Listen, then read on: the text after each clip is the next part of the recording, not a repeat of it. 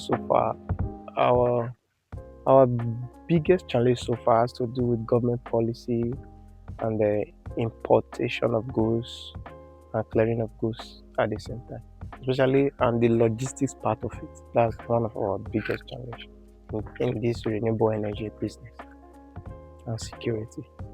Okay, you said how do I deal with competitor in this renewable energy? Although I don't really compete with them because they are really behind the world. Let me explain.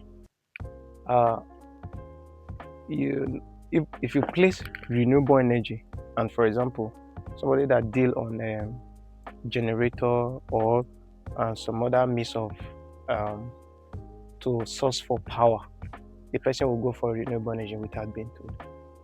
That means I don't really have competitor in a simple terms. Okay.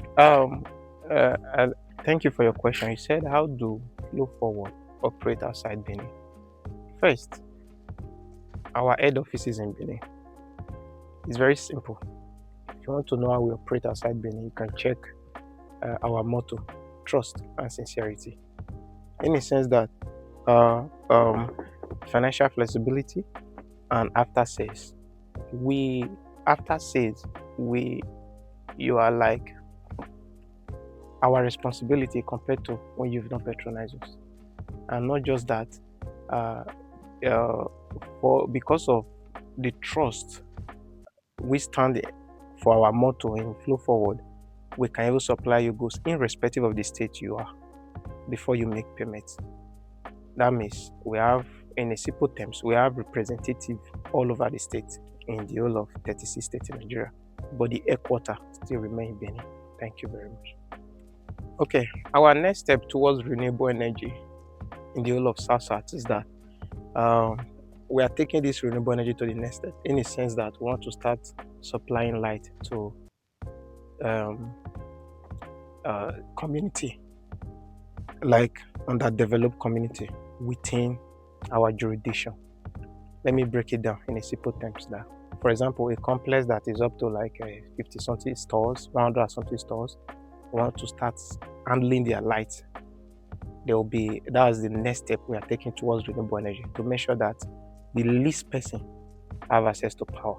I would say renewable energy is the sixth sense organ because just like we need breath to live, I think it's the same with power to be able to power irrespective of the gadget that you are using today.